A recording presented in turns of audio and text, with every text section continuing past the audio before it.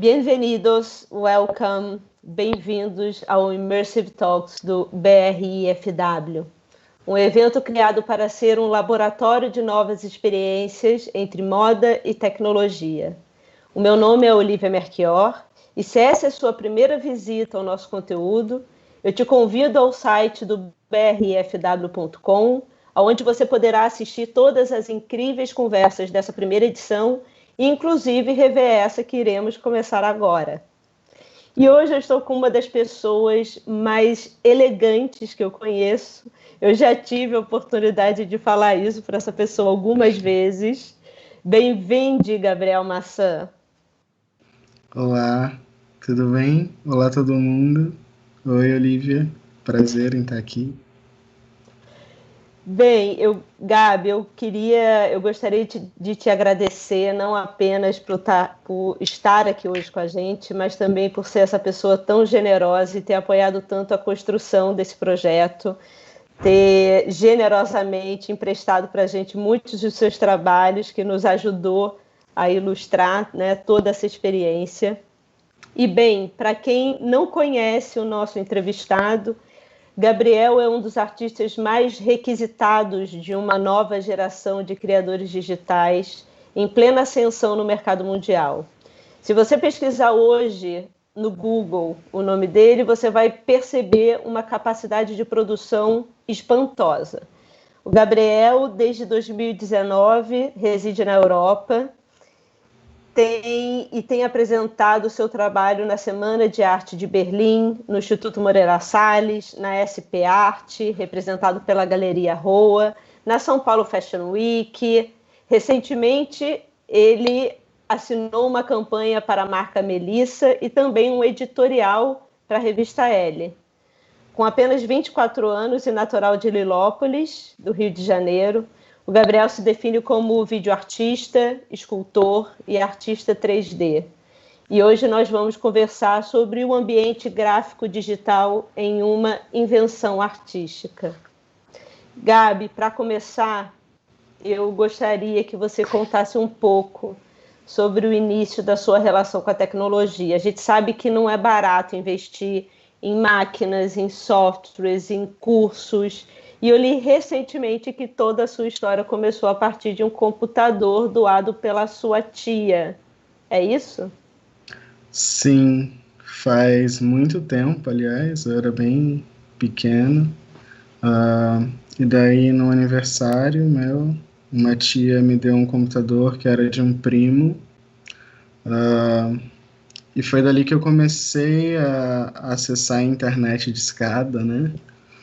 E me interessar pelo YouTube, principalmente, ficar fascinado pelo tanto de coisa que tinha, e abriu uma janela que eu nem mesmo imaginava, porque antes eu estava acostumado a ir em lan houses, e pagava aquela hora ali para jogar alguma coisa, ou para também acessar o YouTube, e daí, a partir do momento que eu tive o meu próprio computador, eu baixei o The Sims, e foi pelo The Sims que eu comecei a criar conteúdo para a internet. Comecei fazendo séries em The Sims para o YouTube, acho que isso em 2009, 2008, não lembro. E assim foi indo, até que eu comecei a criar revistas, assim, programas, talk shows, e tudo isso eu publicava no YouTube e em fóruns no Orkut, até que meu pai começou a implicar um pouco, achava errado de eu gastar tanto tempo com essa atividade, e daí aos poucos eu fui parando e me dedicando à escola e logo mais à faculdade, até que após passar para a faculdade pública, no Enem, e depois eu voltei para o Rio de Janeiro por conta que a faculdade pública enfrentava uma grande crise, assim, porque eu fiz no governo de Minas Gerais, fiz na cidade Frutal, em Minas Gerais, a faculdade. Faculdade de quê? eu fiz comunicação em publicidade e propaganda. E daí, no meio da minha graduação, teve uma grande crise no estado de Minas Gerais e as verbas não eram repassadas, assim. Daí a gente ocupou a faculdade, eu fui para algumas frentes estudantis e decidi retornar para o Rio de Janeiro para continuar minha graduação numa faculdade privada. E nesse meio tempo eu já estava muito descontente com essa graduação, na dúvida se eu queria continuar, até que eu ganhei uma bolsa para a Escola de Artes da Oi Kabum, que tem o Centro Cultural da Oi, Futura, no Flamengo. E depois eu ganhei uma bolsa na Escola de Artes do Parque Lage.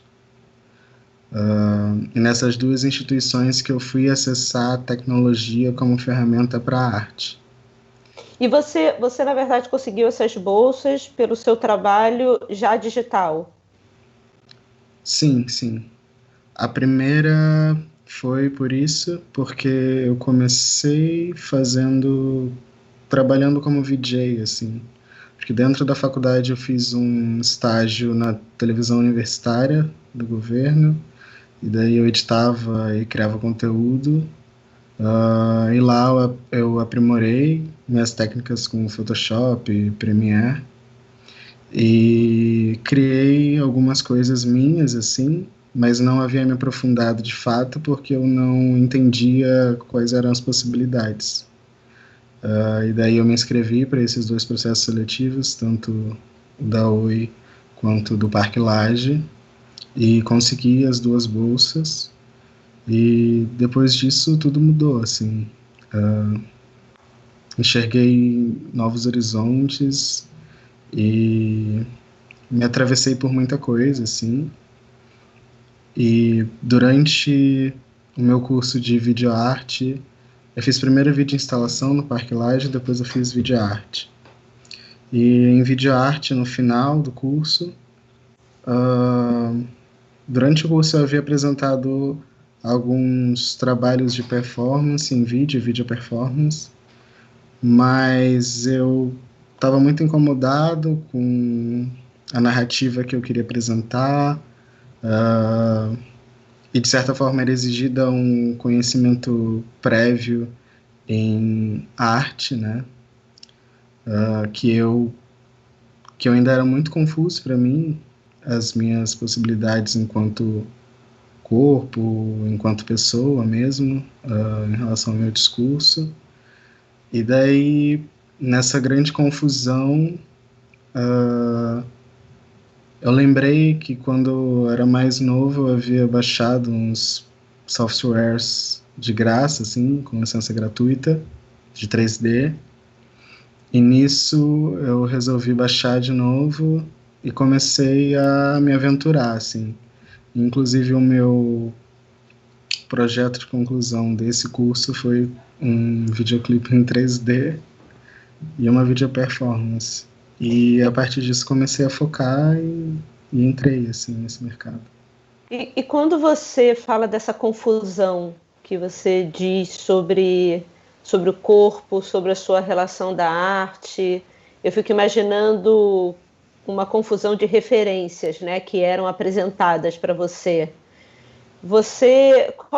Quais foram as suas primeiras referências e que confusão era essa que você sentia dentro desses espaços?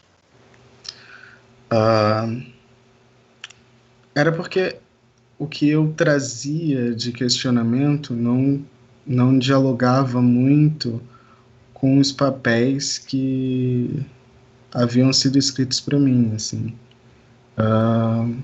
Primeiro que quando eu ia para o Parque Lage, eu levava de 2 a 3 horas para chegar lá, porque minha cidade é muito longe da zona sul do Rio de Janeiro. E quando eu chegava lá, lidava com toda a questão do racismo estrutural, e era uma bolsa em que eu precisava cobrar a mensalidade dos alunos da minha sala. Ao mesmo tempo em que eu estudava, eu precisava cobrar uma mensalidade, assim, exercendo uma função. tinha essa contrapartida? Você tinha uma bolsa, Sim. mas você que tinha que fazer a pessoa que cobrava os outros que não pagavam, que estavam atrasados? Sim, eu tinha que exigir uma nota de que eles haviam pago o curso, algo assim. E daí eu também ficava meio incomodado com isso, não exercia meu papel e vivia recebendo chamadas da minha professora. E a minha turma foi uma das poucas turmas do Parque Lage que era formada só por mulheres. E só tinha eu de homem, né? Assim. Então, também, naquele ambiente, eu me sentia um pouco... Eu me segurava um pouco, porque eu entendia que aquilo era muito especial, mas, ao mesmo tempo, as questões que eu estava trazendo não conversavam com a biblioteca e nem com o suporte de conhecimento que estava ali, que era totalmente focado na Europa. E quando eu comecei a me interessar por vídeo e por imagem, foi logo após eu conhecer o trabalho do Akira Kurosawa, que é um grande diretor japonês. E ali eu comecei a me imaginar trabalhando com imagem, assim que eu conheci o Akira. Então, a minha construção imagética, ela conversava muito mais com o Oriente, com diásporas africanas também, mas não exatamente o que me esperavam falar sobre ser um corpo de um lugar pobre, um corpo negro. Não era isso que eu estava trazendo em questão ali, e acredito que isso causava um certo estranhamento, assim. Então, meus exercícios de performance, eles eram um pouco incomuns dentro desse espaço e do que estava sendo ensinado ali. Então, e também durante a minha graduação, houve o falecimento da Mateusa, o assassinato da Mateusa, e isso mexeu muito com a forma como eu enxergava o ambiente da arte e como eu deveria ocupá-lo. Então, no fim do curso, mesmo já tendo gravado uma obra que era com a minha presença em corpo, eu resolvi descentralizar o eu do meu trabalho, até porque eu não queria mais trabalhar exatamente com uma ideia de representatividade ou com uma ideia de que eu falaria pelos outros ou que eu iria transpassar os problemas dos outros, que também eram meus, mas eu não queria entrar nessa subjetividade. Então, eu decidi por seguir um caminho que era muito nebuloso para mim, que era da tecnologia, e fui arriscando, assim, e aos poucos as coisas foram acontecendo, assim, não consigo explicar tanto como elas se deram, mas de fato elas se deram, assim. Eu li uma entrevista sua onde você fala sobre isso aí que você está trazendo agora, sobre essa sensação de não pertencimento no mundo real, né? E de algumas experiências um tanto traumáticas, né? Na verdade, na matéria, eu acho que era da It's Nice Stats, ela falava tremendous, ou assim, uma coisa meio, né, muito impactante de uma forma não muito positiva. Sim. E nessa matéria você fala dessa busca do descolamento a partir da tecnologia. Quando você fala, né, desse mundo que você estava querendo se afastar, e desse mundo que você se interessa em criar com a sua arte, você vê essa possibilidade de criar um mundo mais livre através da tecnologia? Ou não, a tecnologia é tão estruturalmente preconceituosa e estratificada? Como que você vê esse espaço da tecnologia? Ele te dá mais liberdade ou a luta é igual nos dois espaços? Acredito que depende. Quando eu falo tecnologia, eu acredito que é mais sobre a ferramenta do que sobre o ambiente ou a comunidade em si. A tecnologia, para mim, é mais sobre como eu faço uso dela e como eu moldo a tecnologia para caber dentro da minha imaginação, assim. Essas experiências traumáticas veio muito de que eu morava no Rio de Janeiro e não gostava pelo fato de não estar dentro da bolha do Rio de Janeiro, isso me incomodava muito. Uh, e Que bolha é daí essa? Que bolha? Que bolha é essa? Como se define essa bolha?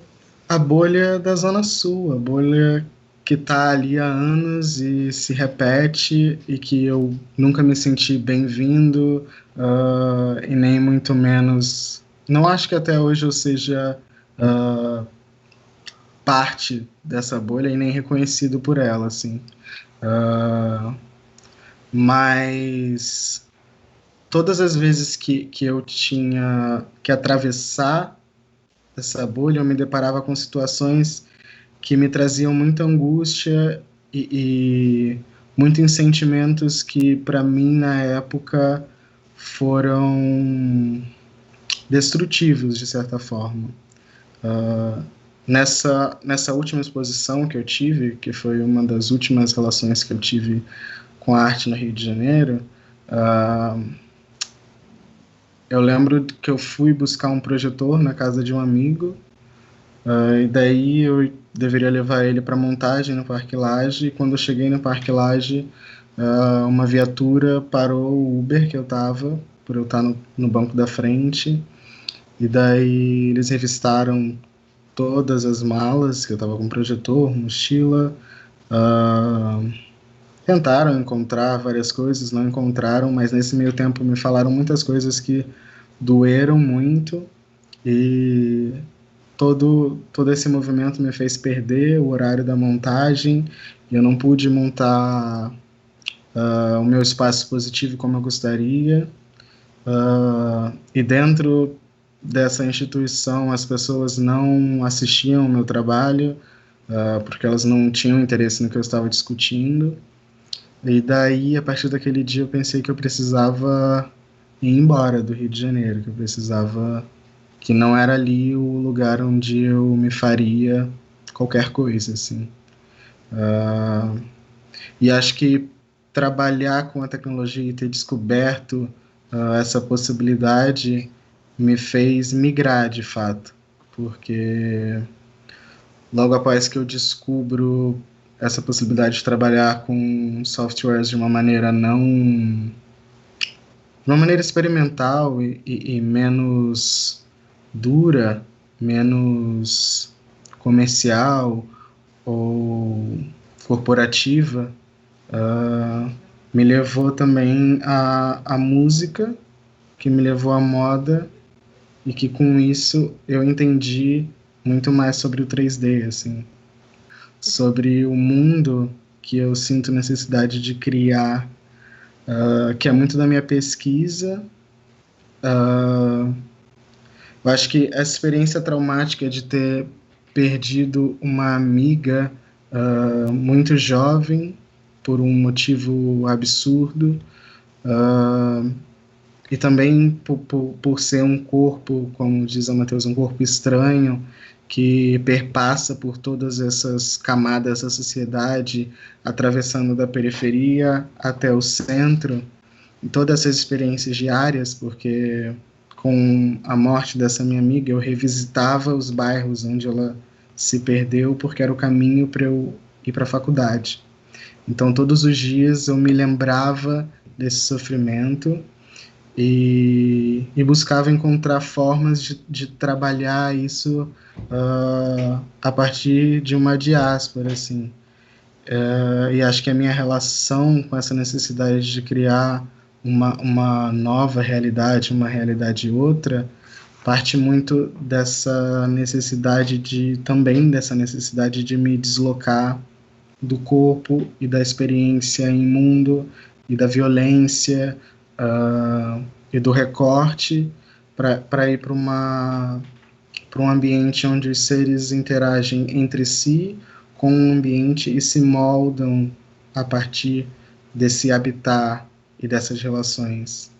Acho que eu trabalho muito essa relação dessas existências ficcionais que se comunicam e se assemelham de certa forma, mas que se confundem com os ambientes que elas ocupam, assim. Quando você falou da Mateus sobre esse corpo quase alienígena, né, ao status quo, ao padrão, né, ao que as pessoas esperam, me fez pensar muito no que você constrói hoje no seu trabalho, que tem um aspecto alienígena, né, de fora do mundo, algo que é uma forma não compreendida dentro dos padrões tradicionais. Você brinca muito, você trabalha muito, você experimenta muito com formas mais abstratas e mais experimentais em termos de corpo. Sim. No seu trabalho, né? Sim. De certa maneira, eu acho que isso também pode refletir esse mundo alienígena, de você se sentir alienígena nesse mundo, né? Então, sim, sim. É muito sobre a complexidade dessas formas, mas que ao mesmo tempo é possível enxergar um todo, um micro e um macro, sabe? Acho que é muito sobre isso também. Você na resposta anterior estava falando da moda, né? Uhum. E você fala da moda como esse lugar de experiências positivas em comparação ao campo da tecnologia em si, como você estava falando antes, né? Muito mais preconceituoso de uma forma geral. Como que foram as suas primeiras colaborações na moda e como que elas evoluíram?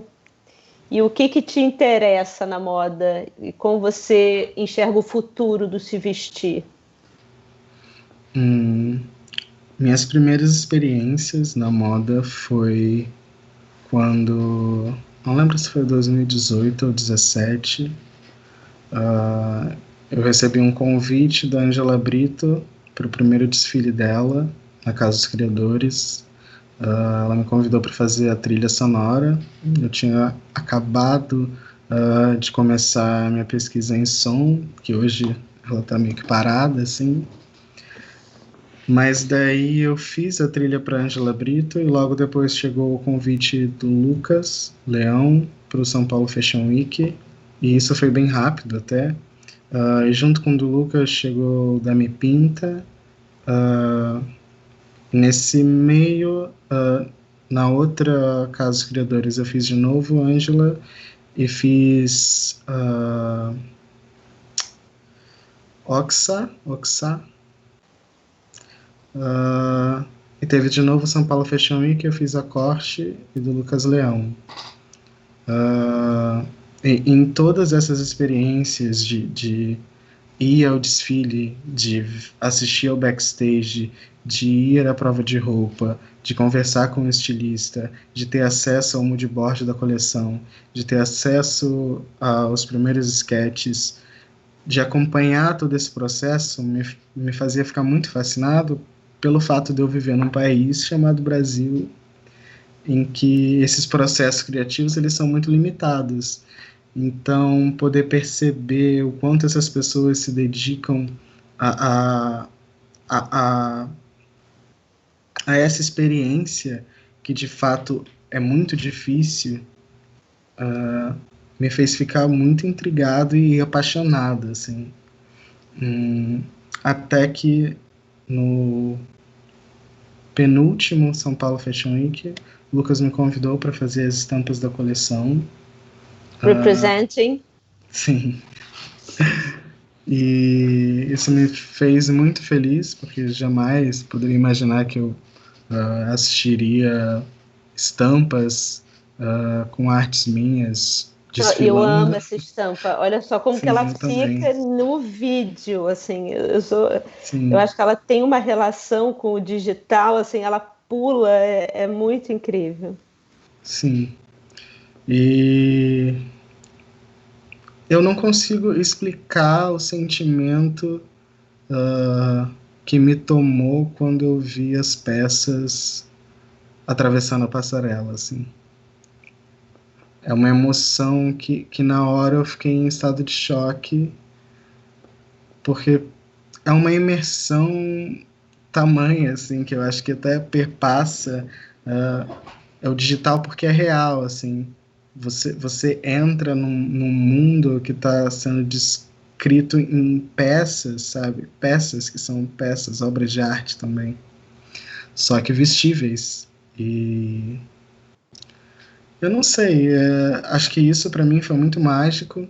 E depois colher as imagens disso também é mágico, de ver nas revistas e ver as matérias e ler sobre isso e depois ver as pessoas usando, postando, compartilhando, e emprestando para os amigos e ver que essas formas que eu criei de uma maneira tão experimental e sem compromisso, de fato, toda vez que eu crio é um exercício do criar, assim, não está relacionado com algo que eu já vi, é sempre um exercício de criar mesmo.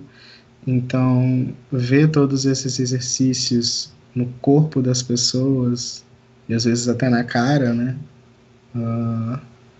É incrível, e acho que por isso a minha relação com o Módulo é tão positiva na minha carreira, porque até quando se definem propostas ou intenções com a criação, ainda assim o caminho é muito livre para a experimentação e para o entendimento, para a relação, o conceito da forma com o conceito na peça e o conceito na pessoa, sabe? E como que você pensa a evolução dessa integração da moda, do vestir e da tecnologia, assim?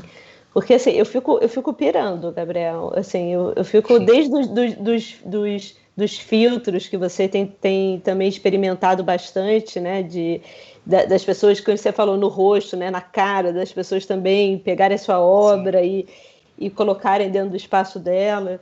Mas eu fico imaginando o que não é essa interação com a própria roupa. Eu fico imaginando essa estampa aqui, que já é super tridimensional, que você criou. Sim. Ela, através dos aplicativos, você ainda tem uma experiência dela ainda pular e fazer alguma coisa, Sim. E emitir som. Você pensa nisso? Penso muito, eu tenho pensado cada vez mais nessas experiências que envolvem a realidade e a imersão, assim.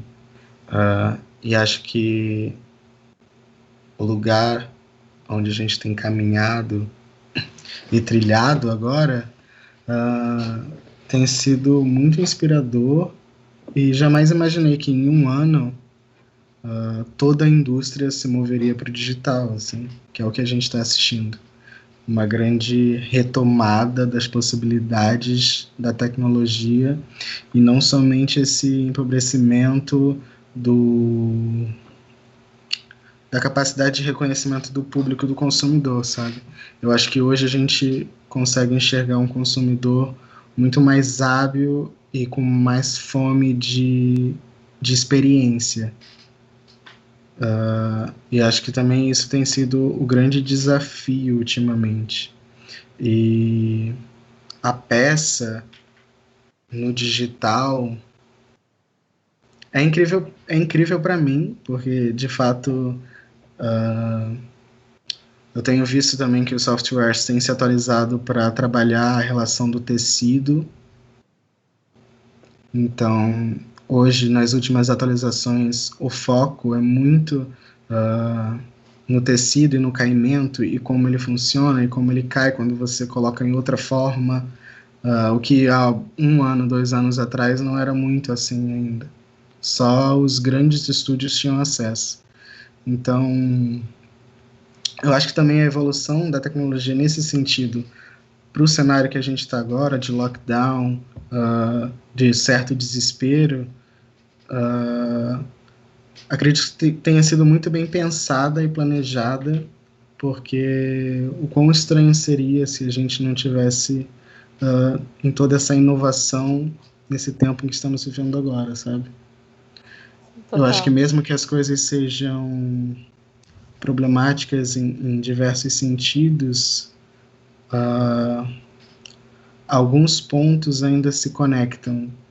E acho que encontrar essas esquinas e esses pontos de conexão tem sido intrigante, mas também fascinante para todo mundo que está criando conteúdo em 2020, 2021. Essa parte de criar conteúdo, eu tenho um pesquisador que eu adoro, que tem uma plataforma chamada Next Nature, né, a próxima natureza. E esse pesquisador, ele fala muito sobre o efeito bumerangue.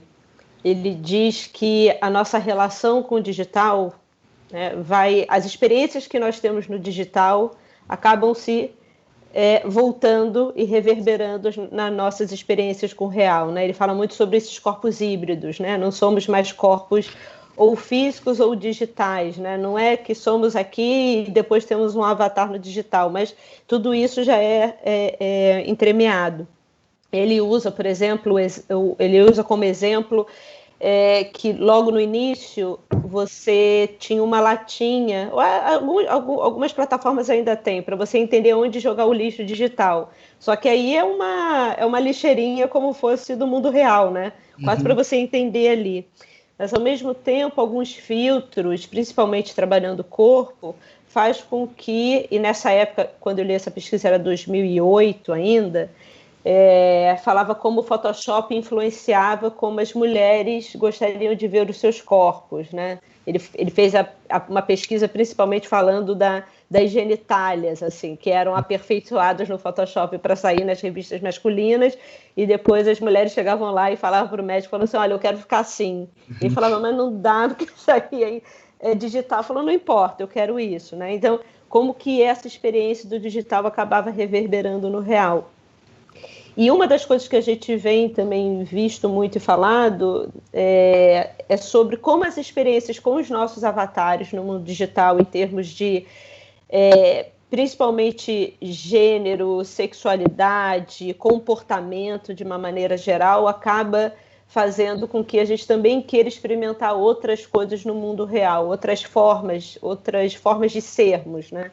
Você acredita nisso? Você concorda com isso? Essas experiências dos mundos, dos outros mundos, o que está sendo construído em termos de possibilidade no digital, você sente reverberando cada vez mais em termos de subjetividade no real? Ou não? É o real? Acredito que sim, porque, inclusive, essa última residência que eu fiz na Espanha, com a IG, o nosso trabalho era justamente unir o real com o digital, porque a IG tem uma pesquisa com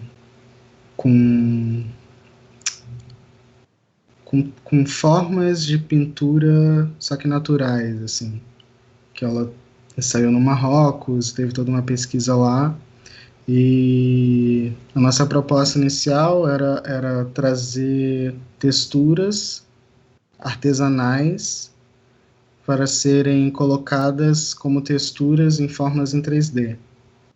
E daí, com isso, a gente entrou nessa residência, e dentro dessa residência a gente entendeu que o que a gente estava trabalhando ali, de fato, era sobre resgate de memória.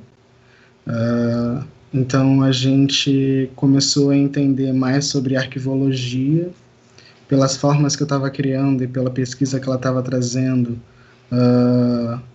o que a gente queria unificar e reformular era uma pesquisa de resgate, de fato. E daí, durante todo esse processo de 3 a 6 meses, a gente colaborou de uma forma que eu nunca havia colaborado com alguém na minha vida, foi muito intenso, assim. E eu pude ali entender quais eram onde eu assisti de fato as possibilidades de integração e como isso reverbera, assim. Porque transpor uma coisa tão... uma técnica ancestral, que é o uso de pigmentos naturais na pintura em tecido, a partir de uma foto para uma forma em 3D, e depois isso se tornar uma exposição física, onde você assiste essas formas tomando outras, essas texturas tomando outras formas, e elas ainda sendo expostas no espaço positivo. Eu acho que expande a possibilidade do real e não distingue, mas entrelaça o real e o digital. E junto com isso a gente desenvolveu filtros de realidade aumentada pelo Instagram, e todos os filtros tinham as formas trabalhadas a partir das texturas artesanais, e as pessoas posicionavam, em grande parte dos registros, elas posicionavam a câmera para o céu. E daí essas formas sempre estavam voando pela cidade de São Paulo, pela cidade do Rio de Janeiro, Barcelona. E eu não sei explicar, mas era uma sensação de dever cumprido, sabe? E ao mesmo tempo de ocupação. Inclusive muita gente colocou isso em feiras de arte. E a relação do avatar, aqui em Berlim, muitas artistas trabalham com avatares, inclusive tem uma agência de modelos digitais aqui, e acredito que poder trazer o corpo fixo para o ambiente virtual é um grande debate na minha cabeça, porque ao mesmo tempo que eu entendo que existam várias formas de se reconstruir o corpo ou de se trabalhar em identidade individual, ainda assim a gente tem vícios de um mercado, né? Que é o que a gente tem conversado e colocado em questão.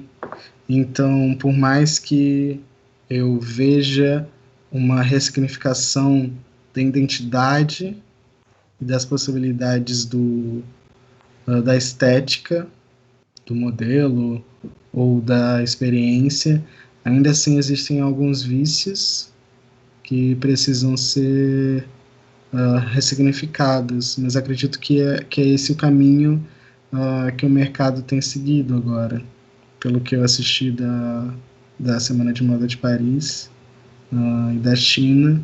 Sim.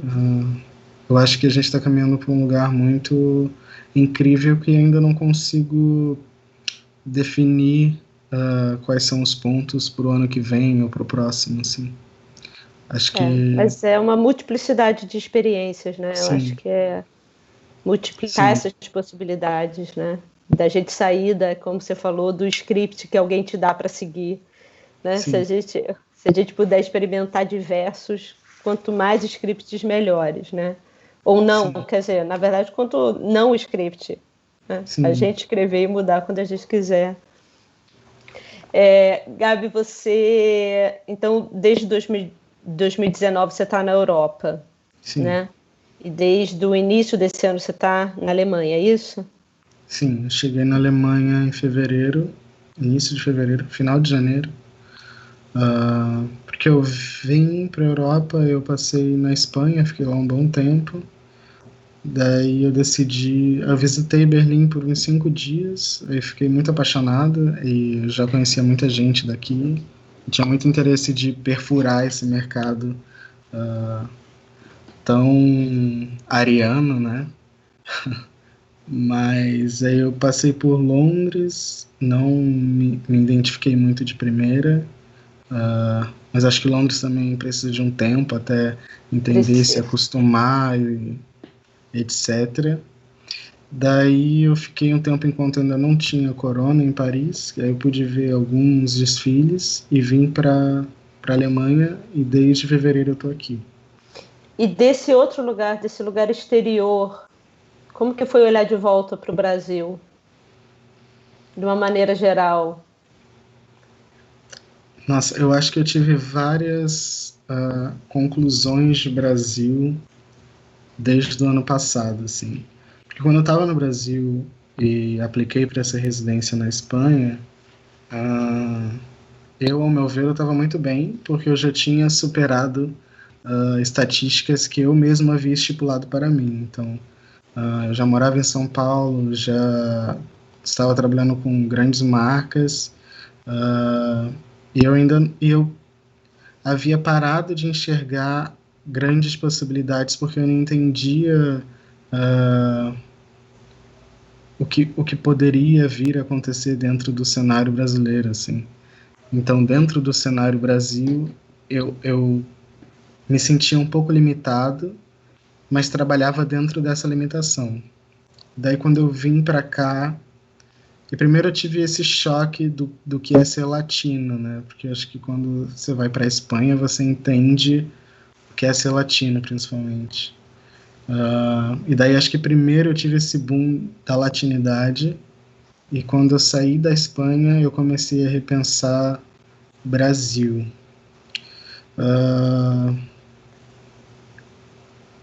Dentro da minha área, eu acredito que agora as coisas têm mudado, mas o espaço para novas mídias no Brasil é muito limitado e até pouco conversado. Acho que não é falado, não é pensado. Não entendo porque, não acredito que seja um atraso, mas acho que é apenas um olhar mesmo. O olhar está direcionado para outras coisas. E aqui, acho que também por conta da facilidade ao acesso à tecnologia, pelo incentivo dos estados a, a obter assim o primeiro passo, porque aqui é muito sobre dar o primeiro passo, eles querem deter o primeiro passo. Então é muito mais comum ter startups que fazem diversas coisas, ter pequenos mercados, médios mercados e grandes mercados. O que no Brasil às vezes tem um pequeno, muito pequeno, que é brutalmente massacrado pelo grande mercado. Ou comprado e aí vira outra sim, coisa, né? Vira um grande comércio rapidinho antes de... Sim. E também acho que quando eu estava no Brasil, os meus convites de trabalho tinham muito mais a ver com design do que com 3D ou com videoarte. E aqui na Europa, desde que eu cheguei, tive uma grande crise quando eu cheguei em Berlim, porque eu cheguei e logo depois começou o corona, não tive tempo de conhecer as pessoas que eu queria conhecer, de ir aos lugares que eu gostaria de ir. Mas acho que muita coisa mudou a partir do momento que eu comecei a trabalhar a localização do meu trabalho nas redes sociais, que era divulgar aonde eu tinha feito essa peça, aonde ela estava sendo exposta e ser marcado isso claramente. Começou a mudar um pouco os dados, acho, da minha conta, e com isso eu consegui acessar outros públicos e fazer girar o que eu estava fazendo, assim. E, de fato, os projetos que hoje eu estou envolvido aqui, acho que não seria possível acontecerem no Brasil, justamente pela não só pelo espaço, mas acho que também pelo fato de eu ser quem eu sou, eu acho. Porque também rola muito uma dúvida, acho que quando a gente fala de tecnologia, indivíduo, classe social, a gente também está falando sobre conhecimento. Então, todos nós sabemos que ainda tem um conhecimento na nossa sociedade. Então, a partir do momento que um corpo negro, um corpo indígena se coloca como detentor de conhecimento, isso é muito gera muita dúvida e especulação e nunca é de fato validado porque não é tido como um corpo que detém conhecimento, um corpo inteligente. Então, acho que aqui, por mais que exista um racismo e uma xenofobia muito forte, os avanços dessas comunidades são maiores, e acho que por isso, hoje mesmo eu estando em espaços que todas as pessoas são brancas, ainda assim eu consigo me mover muito mais e consigo me imaginar em muito mais possibilidades do que eu me enxergava no Brasil. Porque no Brasil, mesmo eu tentando e conseguindo, ainda assim era tão impossível cada passo dado que eu comemorava e não estipulava o próximo passo. Eu só ia conforme a corrente e conforme eu sentia, assim, não planejava. E hoje aqui eu consigo planejar meu próximo passo e entender o que eu posso fazer, assim. Inclusive... Fala. Você ainda tem contato com seus amigos de infância de Lilópolis? O que eles fazem? Você tem contato com alguém ainda? Sobrou alguém das suas relações, né, de infância? Eu passei muito bullying na escola. Tive uma experiência horrível na escola. Detesto escola. Então, quando eu terminei a escola, eu excluí todo mundo que eu estudei. Do ensino médio, do ensino fundamental.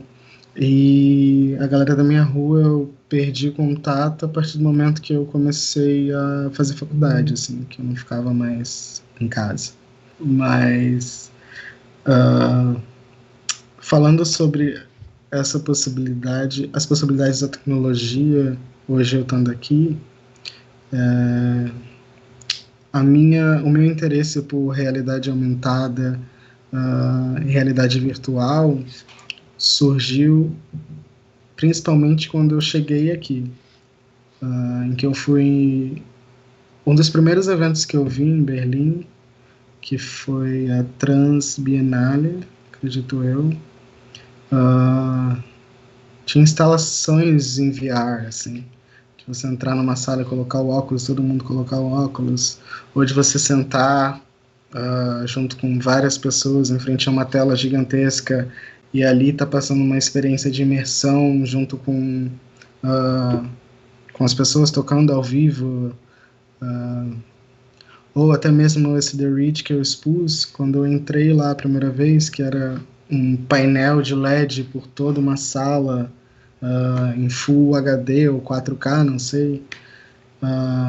Então, a partir do momento que eu entrei nesses espaços, eu falei, nossa, isso existe, isso é possível, sabe? E hoje, mesmo eu não acreditando, estou fazendo parte dessa cena. Não, inclusive como curador, né? E aí eu queria que você falasse um pouco do alteamento que você fez junto com a Refresco, né? Uma galeria aqui do Rio de Janeiro, independente. Mas fala um pouco da onde veio esse nome, quem são essas pessoas, como foi esse processo de curadoria, de criar esses mundos, né? Sim. A Refresco entrou em contato comigo no início desse ano, bem no início, falando dessa vontade de produzir exposições digitais. E daí eles me convidaram, mas 2 artistas, eles queriam exposições assinadas por artistas. E daí começou isso, que foi uma grande experiência para mim, que muitas das vezes eu pensei, meu Deus, quero desistir, não quero fazer porque eu estou fazendo isso, porque durou muito tempo. Primeiro que foi minha primeira vez lidando com pessoas e fazendo a manutenção das coisas, produzindo de fato, indo mandar e-mail, convidando, criando convite, Só que toda essa exposição estava muito ligado a esse período de lockdown. Então, eu lembrei que no início do lockdown, que eu tinha acabado de me mudar para minha primeira casa aqui, eu estava muito mal, muito para baixo, por conta de estar num país que eu não conhecia, estar lidando com essa tag de ser imigrante, e não poder ter a documentação X, não poder ir para lugar tal, não poder emitir nota, não poder ter um banco. E tudo isso dentro de 4 paredes, sem poder sair de casa, sem conhecer ninguém, com medo também de conhecer as pessoas me conhecerem. E pesquisando sobre muros e cercas e todas essas sensações de parede e cerceamento, foi que eu pensei sobre se erguer e o que eu posso erguer à minha volta, como eu ergo a partir de mim, a partir do outro e à minha volta. Então são vários muros, são várias proteções e várias barreiras que a gente cria. Mas eu decidi que eu queria curar metade brasileiras e metade internacionais, porque tem vários artistas no Brasil que não têm nem espaço no mercado ou nem se entendem como artistas justamente por não terem tido a oportunidade, né? Então, e também acho que quando a gente pega todo esse trade global de arte, música, conteúdo, entretenimento, sempre tem essa relação de colônia e capital. Então, a produção artística no Brasil ela é muito subalternizada e se subalterniza em relação a daqui. Então, poder colocar os artistas daqui e os artistas do Brasil e outros artistas da América Latina no mesmo espaço, expondo junto, lado a lado, sem destaque, foi muito bom, porque é isso que eu quero ver na arte. Então, ter a oportunidade de construir essa experiência foi muito significativa, assim.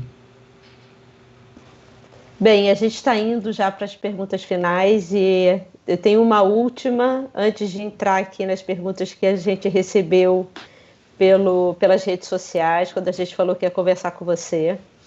Então, a minha última pergunta queria que você... O que você diria para as novas gerações que admiram o seu trabalho e que pensam em seguir caminhos semelhantes e que se veem em dificuldades também semelhantes a que foram impostas para você? O que você diria? Eu acho que um exercício que eu faço é nunca me colocar em nenhuma posição, assim, do meu trabalho.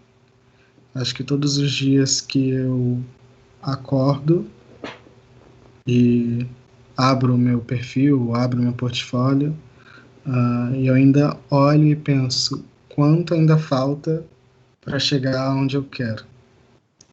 Então, o que me move, mesmo quando eu estou triste, é essa minha vontade de ver o que eu quero ver, de criar o que eu quero criar, que não está necessariamente ligado ao trabalho do outro, das pessoas que eu admiro, mas muito mais sobre a minha vontade de produzir o que eu quero produzir. Então, eu acho que o que eu aconselharia sempre é não desistir da própria sede, assim, e saber que existe a possibilidade de criar qualquer coisa, de fazer qualquer coisa, sendo quem você é e criando o que você imagina, porque mesmo que você se espelhe em outros trabalhos, ainda é você, assim, e cada pessoa é uma pessoa de um território, de um lugar. Então acho que é muito sobre isso, assim. É isso. Bem, e agora eu vou para algumas perguntas, 4 perguntas aqui, que a gente separou por causa do tempo até. Vamos lá, que o pessoal enviou pelas redes. A primeira é uma bem direta aqui. É do Maxim, que ele perguntou quais os principais programas que você usa para desenvolver o seu trabalho. Pode dar um disclaimer aqui para o Maxim? Sim. Todos os softwares que eu uso de 3D eles são com licença gratuita, menos os da Adobe. Mas eu uso Blender, Sculptris, que é uma ferramenta beta do ZBrush, mas o ZBrush é pago. E para edição eu uso Premiere, Illustrator, Photoshop e After Effects. Acho que não mais é isso. A Link está perguntando o que você ainda não fez, mas que você tem certeza que você ainda vai fazer. A médio prazo, eu quero fazer a minha primeira individual institucional, que acho que é a minha maior vontade nesse momento, e tenho trabalhado para isso. E no mercado, acredito que eu quero lançar uma coleção em breve. Uma coleção...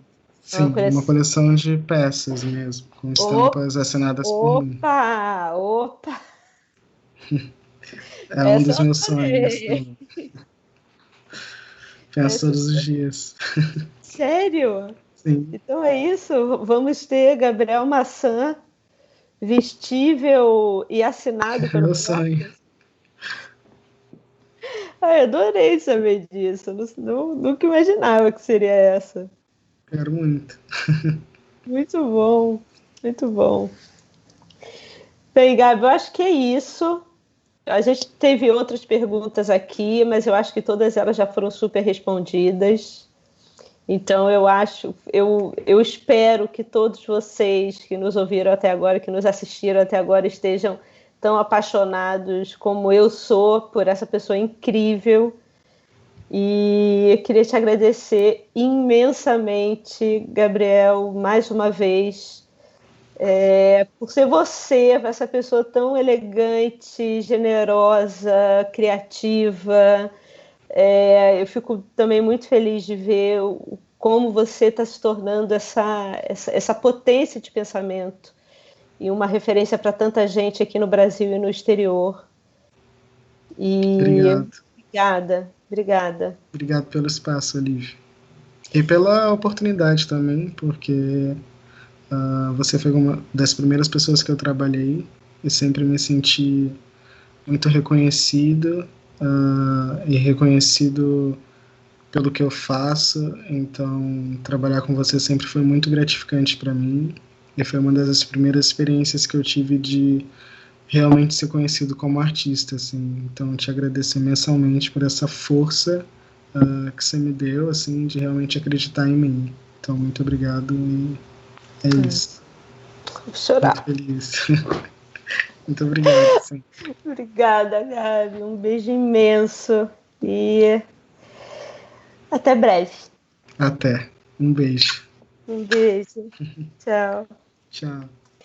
Muito obrigada por você ter assistido mais essa conversa e eu convido vocês todos para verem essa e os outros conteúdos disponíveis no brifw.com. Até mais.